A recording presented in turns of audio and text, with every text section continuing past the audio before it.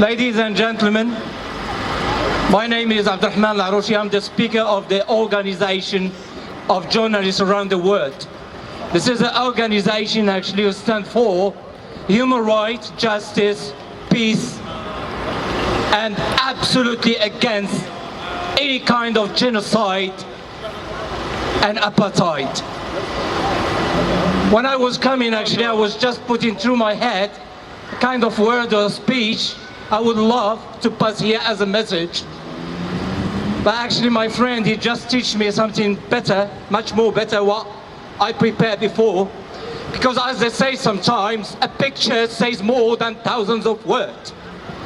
Well, we all saw before in these videos, this is the kind of atrocities are taking place in Palestine. It's just funny, we are always standing here together, standing for, but those atrocities, sometimes like, let's say 4 months ago we were here, and we were all shouting and raising our voice about that genocide which was taking place in Gaza. There are some politicians actually from my country. When I say my country, I am an Austrian and a European citizenship, living here in Austria. And I hate the position, the political positions that all the Europeans took against that conflict. You know, when I see these videos, actually, this is the kind of videos where you write down no comment. If you guys don't understand and these pictures don't give you a message what's going on there in Palestine, then my words will not help you to understand that. It's funny. It's always the same thing. You know what's funny about the whole thing? People always pretend that Israel, this Zionist country, has the right for security and defending themselves or their country or their citizens. And we know what's the consequences of this right to defend itself. Actually, the whole infrastructure in Gaza is destroyed. More than 200 mosques were destroyed to zero. All hospitals, all schools, they don't have the right, these people, to have a normal life like every Austrian citizen like us here. Yes, indeed they do. All of us actually, we are gathered here. We will, say a word and stand for this, and we all go home. And our wives and kids, and a nice warm home is waiting for us. Ladies and gentlemen, I would say that 2/4 or 3/4 of Gazawis, they don't have this chance. They are still always living in schools. When I say schools, half schools. They are half destroyed. They have no food, no water, no nothing. And this is the kind of security we want to have for Israel. And you know what's funny? This is a conflict with Gaza. But what about the West Bank? Actually, PLO have so many troubles with in the Arabian world because they sit around the table with Israel for a peace process. Where is this peace process? Actually, it's only us fighting for this peace process. And I tell you and I warn you, be careful. Look at all these youngsters. They are still believing in peace. They are still coming here and raising their voice and trying to bring a message to you guys. We need your support. Don't drive the people to no way except weapons or, like you say it, terrorism or. We need a perspective. We need to go out and to stand against our politician. I saw these videos. We didn't see them actually in Austria or in England or in CNN or. Why? Just a normal citizen, he got all this material. Why we don't see that in ORF? But ORF make always sure to bring one Israeli who is even, hurt or injured somewhere. But what about the 5,000 Do you know, ladies and gentlemen, that Gaza, not only Gaza, we were having 3,000 killed civilians. Most of them are kids and women. And you know what's funny? And on the other side is one citizen. And we know the story. When we go through the newspapers and the TVs, which double standards are we waiting all these years? I'm sorry guys, I'm raising my voice. But you know, when you see these pictures, your heart is so aching, you know? I am so sorry, but it is a fact. At the end, I will go back home and I can hug my kids, and I'm sure I have a warm meal waiting for me. But this is something most of the Palestinians can't even afford. They can't even afford a normal education. They can't even afford to go and pray in Al-Aqsa mosque. You know, just imagine, my fellow Austrian, you just want to go to the church like today is Saturday or tomorrow, and you want to just say a prayer.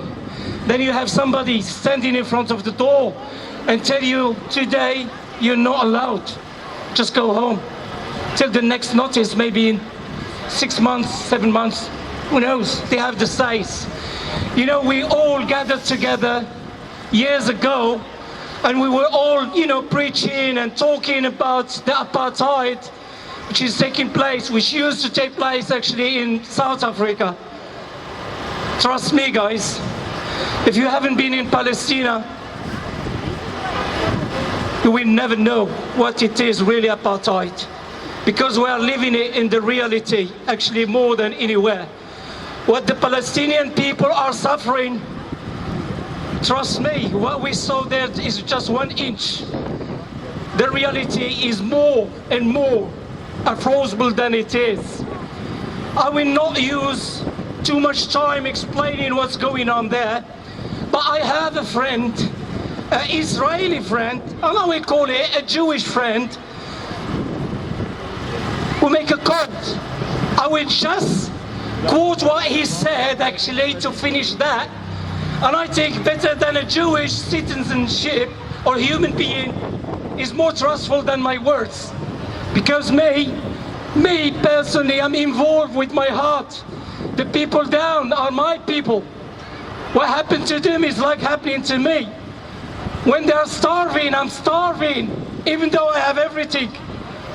But I'm with them spiritually linked. And it's a shame that in 2014, Palestine is the only country on this earth who is still colonized. This is the only place where there is still apartheid. People are not even allowed to go 2 meters on their land. We know what's going on in Israel. By the way, we are not against Jewish people or Israel as a country. Everybody has the right to survive and to live and have this justice. We are against this Zionist system. This Zionist system who pretend that he is for peace and. But all his behavior shows that he is not interested in any kind of peace. This system is made and based on killing and taking every single piece of land from the Palestinian. I will finish my speech by quoting a Jewish lady, which is a friend of all of us and standing for our cause.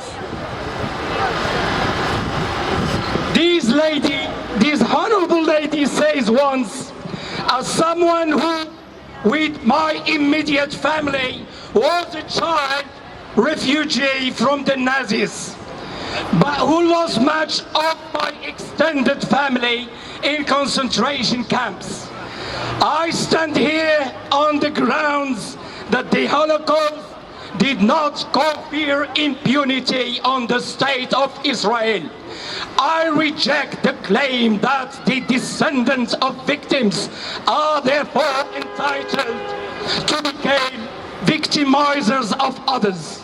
As someone who was already politically conscious in the McCarthy height on the 50s, I reject the notion that to oppose a country's policy is to be against that country altogether. It is no more anti-Israel to oppose Israeli illegal settlement and occupation than it was then and is now anti-American to oppose US foreign policy. The World Zionist Organization and the Jewish Agency does not speak for all Jews. It does not speak for me. And I say, it's time for a free Palestine. We will not give up as long as there is one voice raising it and say it. We will not let this cause die. Whatever the Zionist or World Organization is trying to do with the complicity of some Arab governments, we swear to God, as long as we live, we will raise our voice for a free Palestine. Free, free Palestine! Free, free Palestine! Free, free Palestine! Free, free Palestine! Down, down Israel! Down, down Israel! As a Zionist country! I thank you very much, ladies and gentlemen, and I'm sorry to take that a bit too long.